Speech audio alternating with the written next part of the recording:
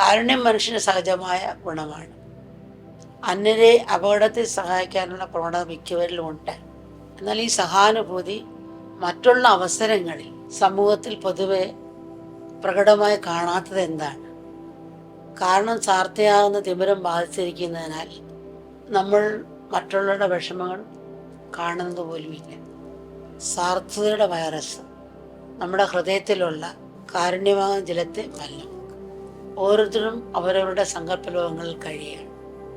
ഇപ്പോൾ ഉദാഹരണത്തിന് നോക്കുമ്പോൾ ഇപ്പോൾ ഓടാൻ പോകുന്നവരും നടക്കാൻ പോകുന്നവരുമുണ്ട്. ചെവി പാട്ട് കേട്ടുകൊണ്ടാണ് ഓടാൻ പോകുന്നത്. പാട്ടും വെച്ച് കേട്ടുകൊണ്ട് ഓടുകയാണ്.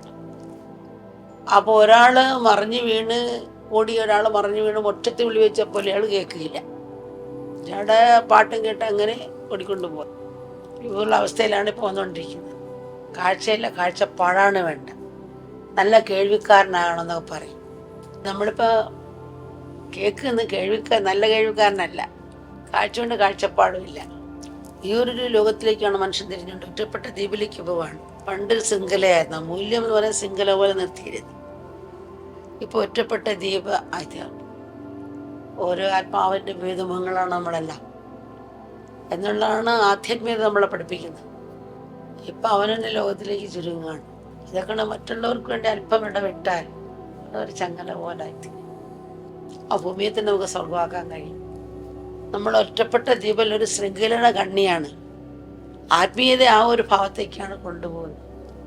പക്ഷേ അതിന്ന് വിട്ടിട്ടിപ്പോൾ ആത്മീയത വിട്ട് പിന്നെ അമ്പലങ്ങളിൽ പോകുന്നു കാര്യസാധ്യത്തിന് വേണ്ടി, അല്ലെങ്കിൽ വിഷം വരാതിരിക്കാൻ വേണ്ടി എന്നല്ല, ആ തത്വം മനസ്സിലാക്കി പോകുന്നില്ല.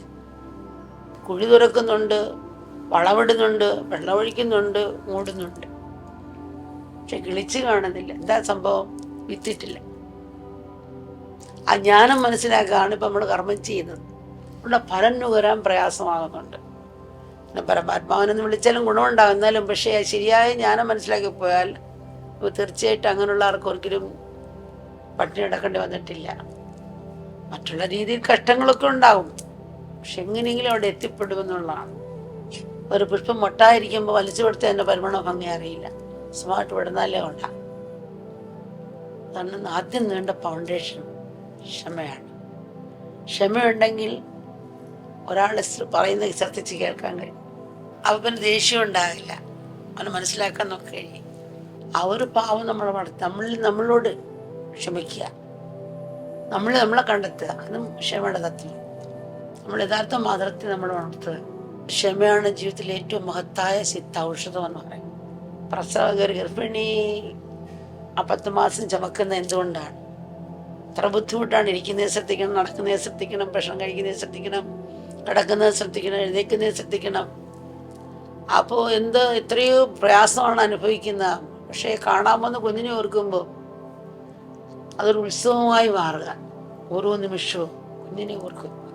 അതുപോലെ ശരിയായൊരു ലക്ഷ്യമുണ്ടെങ്കിൽ, അല്ലെങ്കിൽ ആ പരമാത്മത്വത്തോട് ബോധമുണ്ടെങ്കിൽ ഇതൊരു പീഡനം പോലെ തോന്നത്തില്ല. 10 കട്ട വെച്ച് കെട്ടി വെച്ച് നമുക്ക് പീഡനമായിട്ട് ഇത്രയൊന്നും മാസം കെട്ടി വെച്ച് നടക്കാൻ പറ്റത്തില്ല. പക്ഷെ ആ പ്രേമം നമ്മളെ ആനന്ദം. ആ പ്രേമം, ഈ ക്ഷമ, അമ്മയ്ക്ക് ആ ക്ഷമ കിട്ടുന്ന മുഴുക്കി അതുകൊണ്ട് അതിനുള്ള പ്രേമം കൊണ്ടാണ് ആ ക്ഷമ ഇടുക.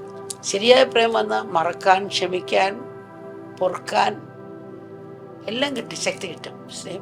ശരിയായ സ്നേഹം വരും. അമ്മ എന്ത് ചെയ്താലും സ്വീകരിക്കുന്ന പോലെ ആ ഒരു ഭാവം നമ്മളിലേക്ക് വരും. ശ്രമിച്ചു നോക്കും. നമുക്ക് ദുഃഖങ്ങൾ വന്നാൽ മുറുകി പിടിക്കണമെന്നാണ് പറയുന്നത്. കർമ്മത്തിൻ്റെ ഗതി വളരെ നിഗൂഢമാണ്. അതിനെ സൂക്ഷ്മം മനസ്സിലാക്കാൻ നമ്മൾ ഒരിക്കലും കഴിയില്ല. ചില മക്കൾ പറയുമ്പോൾ ഞങ്ങൾ കൂട്ടുകാർ 2 MBA പഠിച്ചു, ഞങ്ങൾ 2 വേറെ രാജ്യത്തിൽ പോയി. എൻ്റെ കൂട്ടുകാരന് വലിയ സ്ഥാപനം ഉണ്ടാക്കി ബിസിനസ് ആളായി, അങ്ങനെ ആയിരക്കണക്കിന് ജോലിക്കാരെ വെച്ച് ജോലി ചെയ്യും. എനിക്കാണെങ്കിൽ ജോലിയില്ല. ഇങ്ങനെ ആലോചിക്കും, ഈശ്വരീന്തെ ഇങ്ങനെ വ്യത്യസ്തമായി സൃഷ്ടിച്ച് എന്ന് വെച്ചിട്ട് ഈശ്വരനോട് വെറുപ്പ് വരുന്നവരുണ്ട്. അവിടെയാണ് അവിടെ കർമ്മത്തിൻ്റെ പ്രസിദ്ധി പറയുന്നത്. അപ്പം അദ്ദേഹം പൂർവ്വജന്മം ഡിപ്പോസിറ്റ് ചെയ്ത് വന്ന ആളായിരിക്കാം. അദ്ദേഹം തുടർന്നൊക്കെ ഉയർച്ച കണ്ട വിജയമായി. നമ്മൾ പൂർവ്വജന്മ കർമ്മം കൊണ്ടാണ് ഇങ്ങനെ വന്നെന്ന് മനസ്സിലാക്കി. അമ്മ നല്ല കർമ്മം കൊണ്ട് അയാൾ ഇങ്ങനെ ഈ ജന്മത്തിൽ ഇങ്ങനെ വന്നു. അതുകൊണ്ട് അഹങ്കരിക്കാൻ പാടില്ല. നമ്മളെന്തെങ്കിലും അറിഞ്ഞോ അറിയാതെ തെറ്റ് ചെയ്ത് കാണും. അപ്പോൾ കുറച്ച് വിഷമങ്ങൾ നമുക്ക് നേരിടും. നമ്മളുടെ അകലത് നമ്മുടെ മുറുകി പിടിക്കണം. അല്ല അകന്നിട്ട് ഇവിടുന്ന് മറ്റു വഴിയില്ല. ഒരമ്മ കുഞ്ഞിനെ എത്ര അടിച്ചാലും അമ്മ ഒന്ന് മുറുകി പിടിക്കും. അമ്മയെന്ന് വിട്ട് ആരാ രക്ഷിക്കാനാ? അമ്മ മാത്രമേ രക്ഷിക്കാനുള്ളൂ. അപ്പം മുറുകി പിടിക്കും.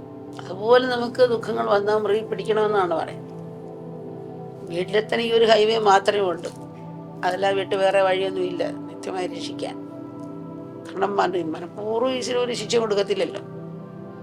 അപ്പം ഇതൊന്നും പേടിക്കേണ്ട കാര്യമില്ല. നമ്മൾ പ്രയത്നിക്കുക.